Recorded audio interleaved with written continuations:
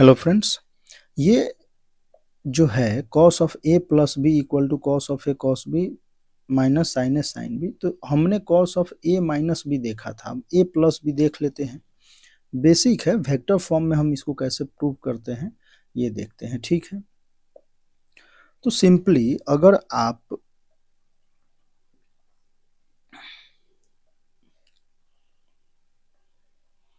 चलो x axis Y axis, ठीक है,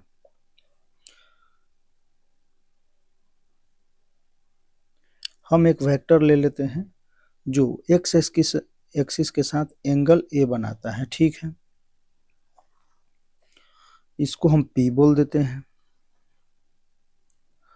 दूसरा वेक्टर एक लेते हैं जो बी बनाता है या माइनस बी, तो बी है एंटी क्लॉकवाइज में, तो हम बी बोल देते हैं। एक सेकेंड, ये बी एंगल है क्लॉकवाइज में और एंटी क्लॉकवाइज में ए है, या एक्स एक्स के नीचे है, तो ये पी हम क्यू पॉइंट। देखो, अगर ये वेक्टर पी है और इसका मैग्नीट्यूड अगर, या हम क्या करते हैं कि यूनिट वेक्टर लेते हैं। यूनिट वेक्टर अगर लेते हैं तो इस वेक्टर को हम इस रूप में लिख सकते हैं cos alpha.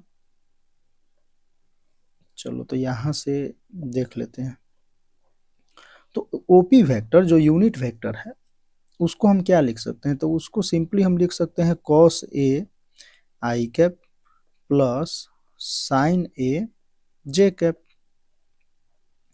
Simply vector form में। ठीक है, उसी प्रकार से ओ क्यू वेक्टर अगर हमें लिखना हो, ओ क्यू वेक्टर, तो ओ क्यू वेक्टर हमारा क्या हो जाएगा। अब देखो, यहाँ अगर हम सिंपली अगर ऐसे अगर देखें तो बीटा है तो इस वाले को एक्स एक्स के नीचे है तो negative, Y negative and X axis positive. ठीक है, इस प्रकार से अगर वेक्टर फॉर्म में लिखना चाहें तो ओ क्यू वेक्टर हमारा जो होगा कॉस अल्फा, तो cos beta I cap positive and sign beta J cap negative. ठीक है, अब यहाँ हमें दिख रहा होगा पी ओ क्यू जो एंगल है, पी ओ क्यू एंगल है वो है क्या, ए प्लस बी। ठीक है, तो हम OP vector and OQ vector का डॉट लेते हैं तो एंगल भी आ जाएगा वो, और यहाँ पे मैग्नीट्यूड ऑफ ओपी जो है, ओपी का मैग्नीट्यूड 1 है एंड ओक्यू का भी मैग्नीट्यूड क्या है, 1 है। ठीक है, यूनिट वेक्टर हमने लिया है। तो ओपी वेक्टर का डॉट हम ले लेते हैं किसके साथ, ओक्यू के साथ, तो ये हो जाएगा cos A I cap plus sine A J cap dot cos B I cap minus sine B J cap. ठीक है, ये बी है, बी बी।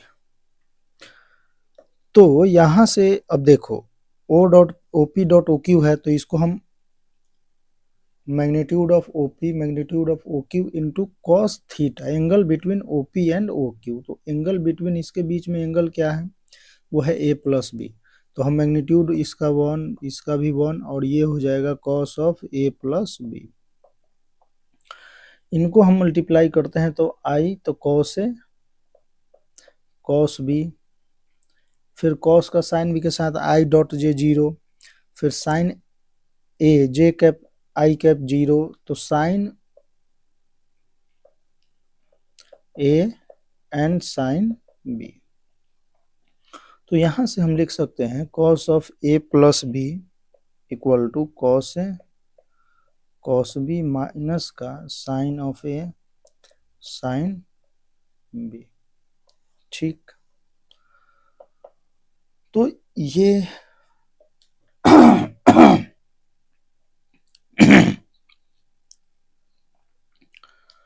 तो cos a plus b, cos of A cos of b minus sine of से, sine of A sine B. तो ये हमने देखा। इससे पहले हम जो देखे थे वो कहाँ गया, वो ये रहा।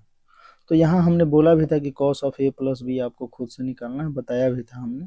ये ए बी जो भी है लेके कर सकते हैं, ठीक है। तो इस तरीके से आपका क्या आया, ये आ गया।